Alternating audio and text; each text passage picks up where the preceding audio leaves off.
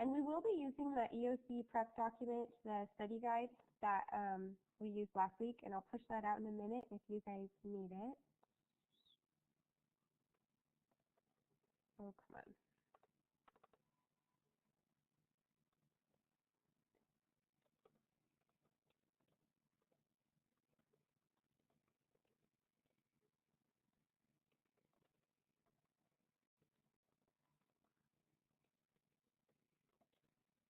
So again, this is a good term that would be helpful to have within your notes. So diffusion is technically the movement of molecules from an area of higher concentration to an area of lower concentration.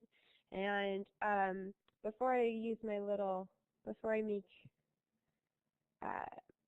kind of a visual here, I like to give you guys another example of, say, I like to relate it to public transportation. So let's say we're talking about diffusion. We're going to say that maybe we're all getting on an airplane. Imagine that we're all in this airplane, and the airplane represents like a cell. And once you get on, so you go through the ticket counter, you give the people before you're on the airplane, you show them your ticket, you board, you go to your assigned seat, and once you get on your assigned seat, and you notice that, okay, the flow of traffic getting onto the plane is slowing down. This must be almost everybody, right? And everyone starts looking around the airplane to see if there's any open seats, right? It's kind of what most people do, particularly if you're sitting next to a crazy lady like me who has their 3 small children. All the people around me start looking around, haha, where's the open seats? Let me get away from this lady. And then once the flight attendant starts talking,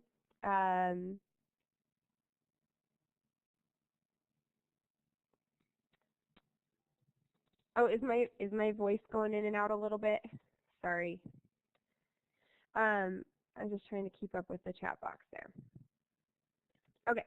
So anyways, once the flight attendants start talking and you know, okay, this is real, they've closed the doors, this is everybody who's going to be on the airplane, everyone naturally starts looking around, can we spread out a little bit? Is there open space?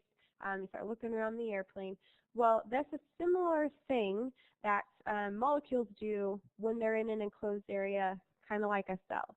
They want to be spread out. They don't want to be crammed together. They want to be able to move as much as they can. They want to be able to move freely. They want to go from an area of, say, higher concentration, where you're in a crammed row of 3 people, to possibly be in their own row by themselves, or maybe just with one other person. I don't know. But it's a similar concept. And if you've never been on an airplane, maybe you've been on a bus or a train, it's kind of the same idea. If you want to relate it to maybe the bus scenario, say you're all on the bus is crowded, but once you get to a bus stop, let's say, you know, a third of the people get off at one bus stop. Everyone who remains on the bus, naturally, some people will get up, move to the open seats, spread out a little bit. Well, it's the same idea with molecules. They want to be moving around. They want to be spread out from each other. The one thing that's different with molecules is that they're constantly moving. You can't really do that on an airplane or a bus. You can't constantly be moving around, bouncing around, because that's what molecules do. They are constantly moving around within their enclosed space and trying to balance themselves out. That's true. Some people are very hyper and may constantly be moving, but anyways, hopefully that public transportation analogy helps a little bit, just with the idea that the molecules want to move. They don't want to be crammed together. They want to be spread out as much as possible. So let me give you a visual to go along with that. And let me get my little pointer. Okay, so that's not what I wanted. Okay, so this is going to be an example of my little cylinder here on the screen, this yellow cylinder. I have a semi-permeable line down the middle, so we've kind of divided our cell into 2 spaces. Yeah, Medina, so they want to have more space. They want to have as much space as they can to be able to move around. If they're crammed up, they want to be somewhere where they can have a little bit more freedom. And I'm going to show that here. So let's say here is our cell, a representation of a cell. We have a semi-permeable membrane down the middle, And in the semipermeable membrane, it's going to let substances pass by. Let's just say we have water molecules. That's kind of easier. So these little black dots just represent water molecules. And they are able to pass through this membrane. So naturally, when we're talking about molecules and wanting to move, when we have an area where there's a higher concentration, can you guys tell me, so which side of my cell here has the higher concentration? Is it the right side of the cell or the left side?